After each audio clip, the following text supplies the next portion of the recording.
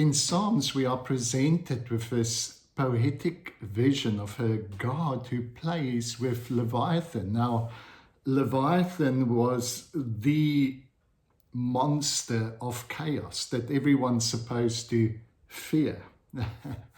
So I want to talk a little bit about how God deals with chaos. Now, chaos and crisis, it's something that humanity has faced for as long as we were able to tell stories. In fact, our earliest stories that we've ever told were stories of our society, our normal boundaries, our norms starting to break down, introducing us into a time of unprecedented chaos. And in most of these ancient stories, it is imagined that the solution to chaos is overwhelming force. It is through violence that we restore order. So one of the solutions imagined by some of the earliest communities is, let's find the cause of the chaos. And very often, whether the cause was guilty or not was not really important, as long as we can find a scapegoat to divert all our frustration and our anger towards. And then we violently and forcefully respond to that person, that community, that whoever. Then that can restore peace again to our community. Now, Genesis 1, the author of Genesis 1 has a radical, counterintuitive vision of a God who does not respond to chaos with force or violence, but a God who silently hovers. A God who begins to move upon the face of the deep, the face of this chaos, and begins to see that there are possibilities dormant. There might even be light hidden in the depth of this darkness. So I want to read you a little piece out of the creative chaos. Creation does not begin with self-sufficient power or authoritative words, but with a wordless hovering.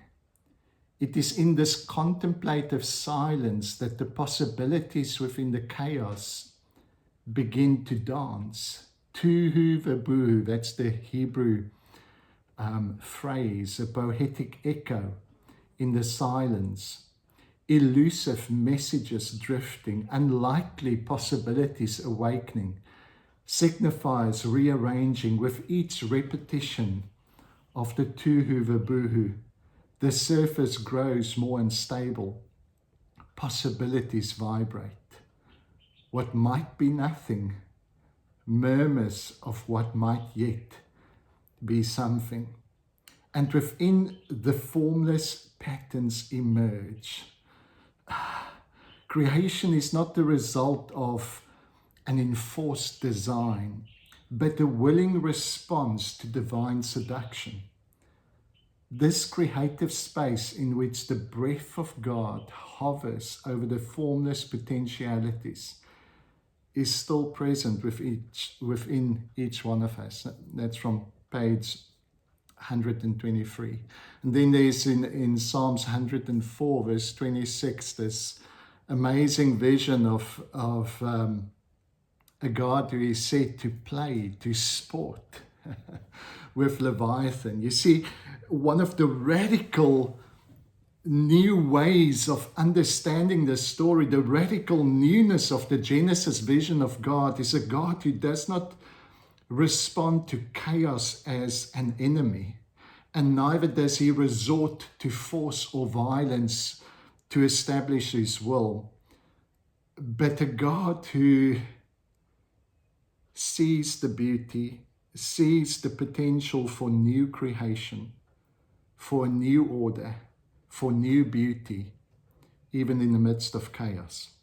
And so, the times that we are currently facing, times of unprecedented changes, we've got to decide, do we just want the old order restored? And that's very often the knee-jerk reaction. We just want things to go back to the way they are, and therefore we react to the changes and the chaos, and we live in reaction.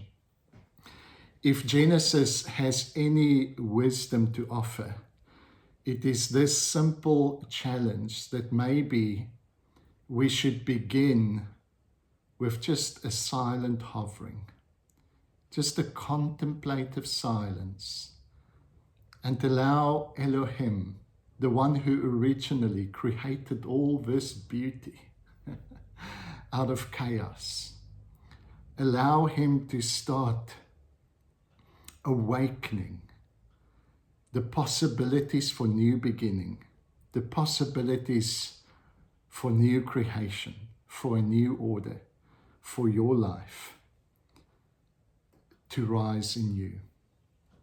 Bless you, my friends. Hey, if you want to keep up with notifications of videos, just click the subscribe button. Make sure you click that you want to receive notifications. Also, I haven't pitched this book much, but this is so relevant at this time. If you want to be encouraged and start seeing the beauty and potential of this current chaos, but also chaos is going to come again and again. Why don't you grab a copy? I know it will bless you. It's on Amazon. And I'll put the link in the description as well. Bless you, friends. Bye-bye.